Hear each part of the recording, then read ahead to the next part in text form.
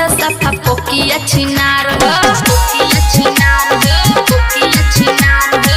चंदनु पधिया सफा पोकिया छिनार हो। कौन कहतावे ई पत्रकार हो रे, ई पत्रकार हो, पत्रकार हो।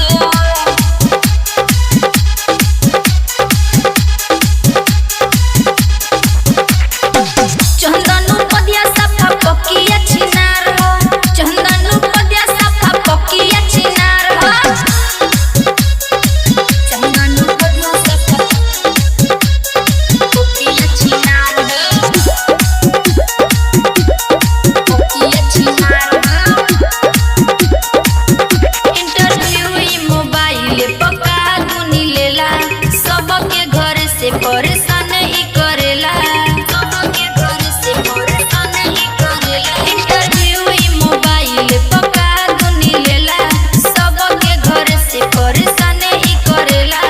सारा सिंगर कहे सफा बे विचार हो, सफा बे विचार हो, सफा बे विचार हो।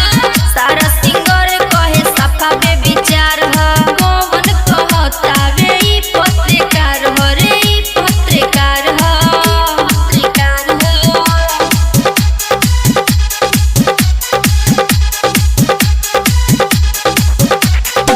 चंदनु पधिया सफा पोकिया छिनार हो, चंदनु पधिया सफा पोकिया छिनार हो।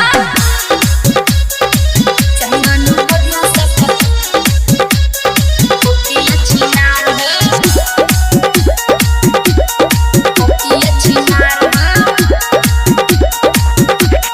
लाइव में आके गए कन के गरियावे, 3-5 करे एक कुछ नहीं आवे, 3-5 करे एक कुछ नहीं आवे।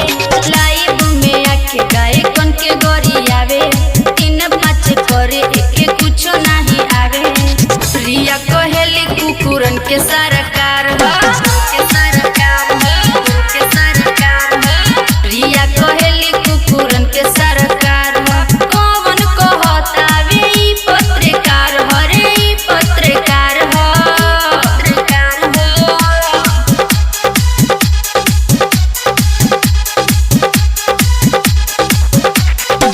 चंदनु पधिया सफा पोकिया छिनार हो, चंदनु पधिया सफा पोकिया छिनार हो। लाल बाबू digital recording studio Bettiah Bettiah.